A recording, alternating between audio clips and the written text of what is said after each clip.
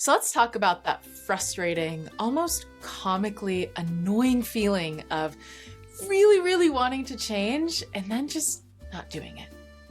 You probably get all these great ideas, maybe after a trip, a deep conversation with a friend, or watching someone on TikTok who's seemingly got it all together, and you think, all right, this is it. I'm gonna wake up at 6 a.m., I'm gonna drink a green juice, run a 5K, and literally reinvent my entire life. And maybe you actually do for a few days or even a few weeks or months. But then, more often than not, you find yourself still in those same sweatpants, scrolling on your phone, and quite frankly, doing none of it. We've all been there, including me. And as a certified transition intelligence coach, high performance coach, and resilience expert, I have seen firsthand why this happens, and more importantly, how to shift it.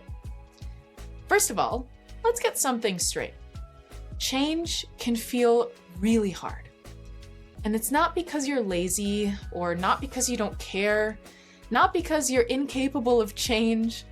In fact, research shows that 8% of people who make New Year's resolutions achieve them. Only 8%! And why does this happen over and over and over again, where we set out to achieve something and we don't? Because change isn't just about willpower or drive. It's about safety.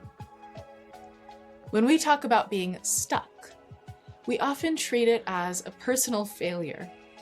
But in reality, it's actually your brain doing its job to keep you safe. I'll give you an example. Earlier this year, I was on vacation in India with my boyfriend, Santi. We were walking along the beach and I was doing my normal thing of talking about all the things I wanted to do when I got home. How I'd focus on my health, my business, all the books I wanted to read. I was so ready and so fired up to get started. But when we finally got home, I literally did none of it. Literally nothing. I stayed inside, I barely saw the light of day, and I somehow just fell right back into old habits. It made no sense. I was so excited to get this done. And I knew what would make me feel better, moving my body, eating well, seeing friends, but something in me just resisted. And maybe you felt like that before. But here's the thing. Change, any change, even positive change, can sometimes feel like a threat to the nervous system. Your brain isn't trying to hold you back on purpose, but it does prioritize safety over change. This is where your amygdala comes in.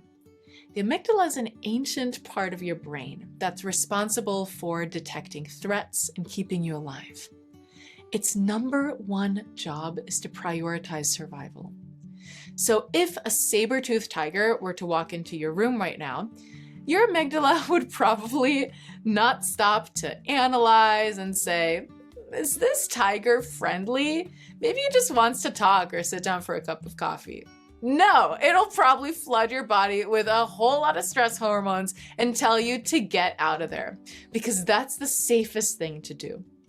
And while of course we don't have saber-toothed tigers roaming around, or at least hopefully not, our brains still react in the same way when we're faced with uncertainty.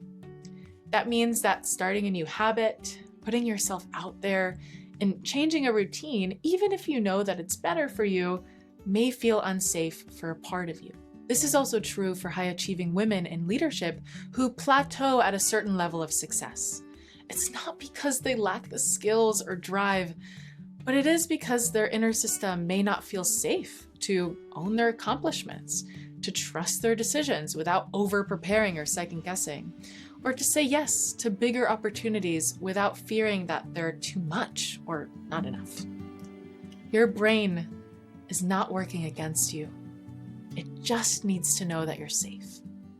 And as a certified HeartMath trainer, I've studied how our heart and our nervous system process change, not just mentally, but also physiologically.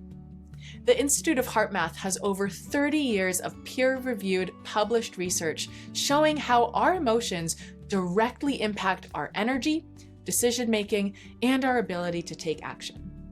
And their research shows that depleting emotions like frustration, self-doubt, overwhelm, can create what's called incoherence in the brain and body, leading us to feel stressed, to overthink, and maybe to not take action and feel stuck. On the flip side though, renewing emotions like appreciation, curiosity, love, create something called coherence, which leads to clearer thinking, better decision making, and more ease in taking actions. And that's why pushing through resistance, willpower, drive doesn't always work. It's literally like trying to drive with one foot on the gas and one on the brakes. You're wasting energy and probably go nowhere. So rather than pushing harder or forcing change, we've got to work with our system to create more ease and safety in the brain and body. One way to do that is with the quick coherence technique, a simple yet powerful HeartMath technique that's used to help you shift from stress to ease in less than a minute. And it only has 2 steps. This is so simple. You are gonna wish you had this technique in your back pocket sooner. You can do this with your eyes open, in meetings, in traffic, or even if you choose to, in a full-on meditation, anytime, anywhere. Here's how it works. Step 1 is called heart-focused breathing. This is where you focus your attention in the area of your heart. You imagine your breath is flowing in and out of your heart or chest area, just finding a nice, easy rhythm that's comfortable for you. After you do that for a few moments, you'll activate a renewing emotion. That's step 2. So as you continue this heart-focused breathing, you'll make a sincere attempt to experience a renewing feeling, like appreciation or care for someone or something in your life.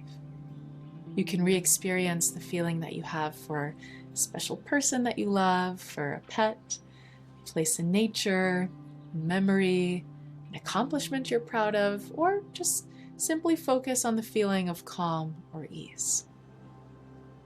Even doing this for just a few seconds will create a shift toward greater coherence in your system. This practice is like eating your veggies or working out. The more that you practice, the more your system stops treating change like a threat, and it starts to see it as safe. And I even used this technique with myself right after that India trip. I paused, I tuned into my system, and I got coherent using this technique. And it turns out that I wasn't stuck. I actually tuned into my own intuition and realized that I was exhausted. We've been traveling for 2 weeks. We visited 6 cities and traveled back home for close to 24 hours on flights. My system just needed a break. So instead of pushing forward, I actually gave myself an intentional recovery day. And after I did that, I felt even more refreshed and ready to step into my routine. So if you're feeling stuck, it's not because you're failing. It's just because something inside of you needs time, safety, or space before it's ready to move forward. And the more we work with our system, rather than forcing ourselves through it, the easier change becomes. So today, instead of pushing against resistance, what if you gave yourself just a little bit more space? And if you're ready to take this even further, I invite you to play this 12-minute guided havening meditation next to help you shift and reset your state in the moment. I'll see you there, and I'm sending you love.